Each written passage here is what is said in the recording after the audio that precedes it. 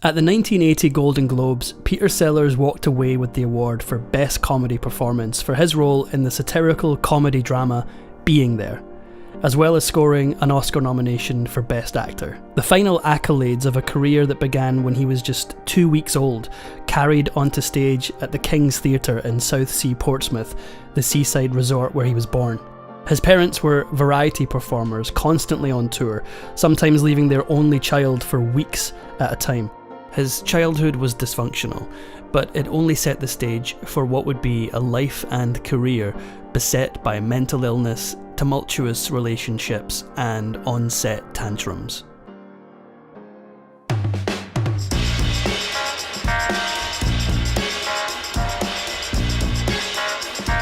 Despite his mother's domineering and Peter's immense shyness, the two had a very close relationship. In fact, it was a relationship later described as unhealthy for a grown man by Sellers' friend Spike Milligan.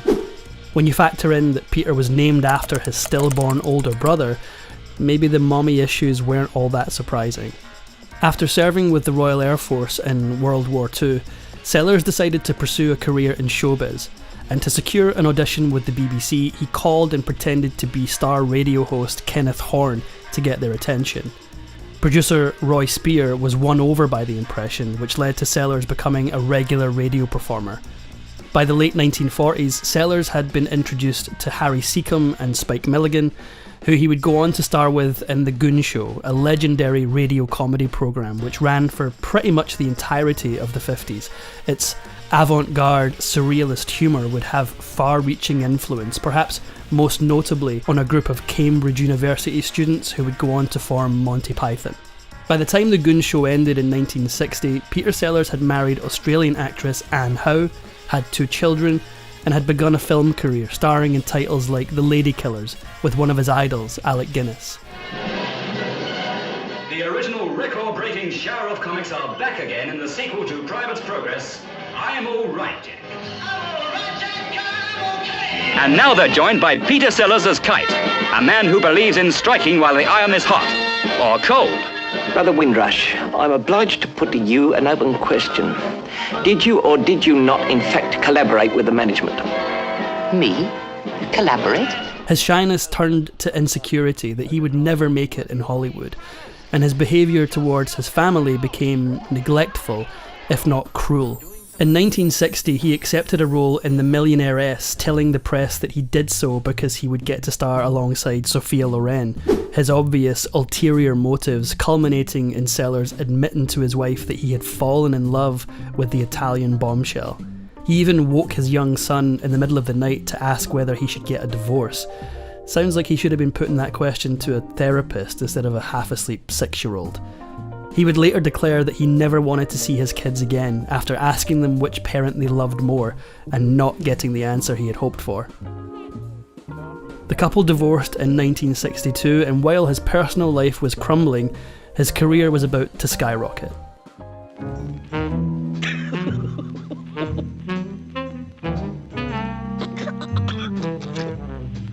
Is that by any chance the picture called The Pink Panther? Who's in it? Peter Sellers. We must find that woman. Sellers' portrayal of Inspector Clouseau in The Pink Panther drew comparisons to Charlie Chaplin and Buster Keaton, and earned him nominations for a Golden Globe and a BAFTA.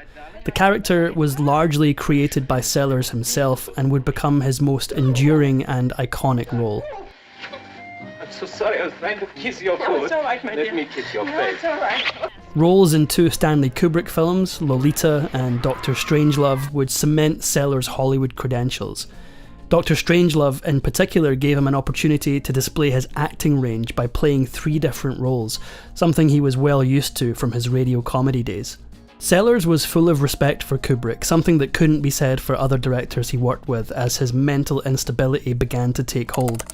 He had previously turned to superstitions to help get his career off the ground, visiting astrologer Maurice Woodruff and believing his life was being guided by the ghost of a music hall comedian named Dan Leno, who had died in 1904. By the height of his fame, Sellers had developed an even stranger aversion to 2 extremely innocuous things: the colours green and purple. He wouldn't wear or even act opposite anyone wearing green, and his publicists had to pre-screen any hotel room he would be staying in for anything purple, lest they suffer a violent outburst. Sellers married his second wife, Swedish actress Britt Ekland, just 10 days after meeting her, despite, or maybe because of, the 19-year age gap. He quickly became jealous, controlling, and paranoid, telling her what to wear, insisting that she spend all of her free time in his company. And while she was filming a movie in London, even had a medic tell her she was too sick to continue working. Producers unceremoniously fired her from the film, making her even more dependent on Sellers. No doubt distracted by his troubled relationship, his notoriously prickly on-set demeanour hit a new low when he started picking fights with director Billy Wilder on the set of Kiss Me Stupid. It's happened. What's happened? She just slapped my face. Congratulations. One night, whilst with Ekland, Sellers inhaled amyl nitrates as a sexual stimulant and suffered a really quite impressive 8 heart attacks in the space of 3 hours. He recovered but had to withdraw from filming. The director, Billy Wilder, had little sympathy for his difficult former lead. The production of 1967's Casino Royale, a James Bond parody starring Hollywood heavyweights like Orson Welles and Ursula Andress, was shambolic.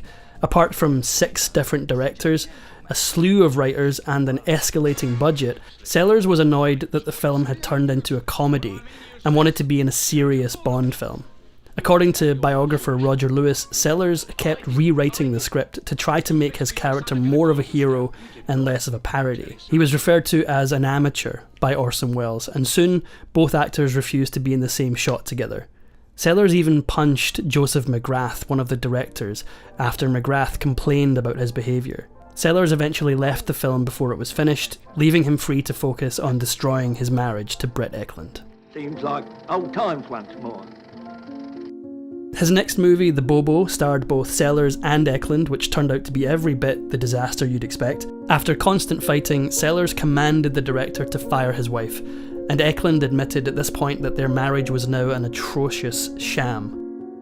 During the filming, Sellers' mother had a heart attack. Wrapped up in his own personal drama, he didn't visit her, and she died days later, something that he would never get over. To add insult to injury, Ekland divorced him shortly after. The next years of Sellers' life showcased a series of bad career decisions. He had a string of flops and even worse romantic choices. In 1970, with his midlife crisis still going strong, the 47-year-old Sellers tied the knot with 23-year-old model Miranda Quarry. By 1973, the marriage was failing, of course, and Sellers fell into a chaotic affair with Liza Minnelli after watching her perform. The pair were so mad about each other they got engaged within 3 days of striking up a romance, despite the fact that Sellers was already married and Minnelli was engaged. Within a month, their flame burned out as fast as it had ignited, though Sellers got divorced anyway. Probably for the best, that one. Around this time, confidants started to suggest that Sellers was in the middle of a nervous breakdown. When TV host Michael Parkinson invited Sellers on his show, the comedian felt insecure about going on without any character to hide behind. So, he dressed up as a Gestapo officer before sitting down to the interview. Yeah.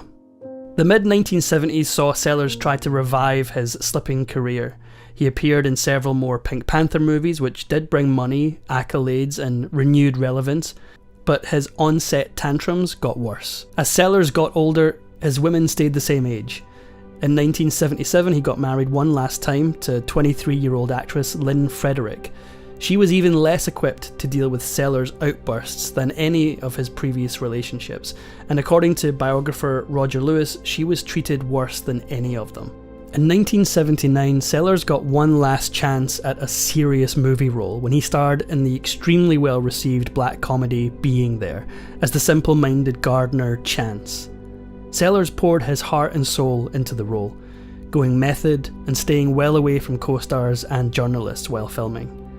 It paid off, and the part earned him a Golden Globe and an Academy Award nomination. As always in the life of Peter Sellers, what went up had to come down. Soon after the movie came out and charmed critics, Sellers asked his 15-year-old daughter Victoria her own opinion of the film. She answered that she loved it, and added, likely jokingly, that he looked like a little fat old man. Sellers snapped. He threw his drink on Victoria and demanded she get the next plane home. When Sellers' eldest daughter Sarah condemned his actions, he sent her a telegram that would end up being one of the last communications they had. For years, friends had been trying to get Sellers to seek medical help, particularly for issues with his heart. But despite several other heart attacks, Sellers remained stubborn. At one point, he even collapsed on set in Dublin and then went to Cannes just 2 days later. On July 22nd, 1980, Sellers had plans to meet with his Goon Show buddies Spike Milligan and Harry Seacombe for a reunion dinner in London. He would never make it. That afternoon, Sellers had another heart attack at his hotel and died a couple of days later at the age of 54. As he was put to rest, Sellers had one final practical joke to play on his fellow goons, insisting that Glenn Miller's In the Mood be played at the service, a song they despised. There was evidence to suggest that Sellers, growing tired of his marriage to Lynn Frederick, was trying to cut her out of his will entirely, but died before the paperwork was completed. As a result, his children received just £800 each from his multi-million-pound estate. The rest went to his wife, who refused to increase their inheritance. Britt Ekland later said she believed Sellers to be bipolar, but he was fully opposed to seeking any kind of professional help. There's no doubt he was a difficult and enigmatic figure with a complicated view of himself. When he appeared on The Muppets Show 2 years before his death, he had declined to appear as himself, instead trying on various costumes and accents. When Kermit suggested he could just be himself, he replied, "I could never be myself. You see, there is no me. I do not exist. There used to be a me, but I had it surgically removed." Well, at least he didn't dress up like a Nazi. If you enjoyed this video, please give it a like and subscribe for more.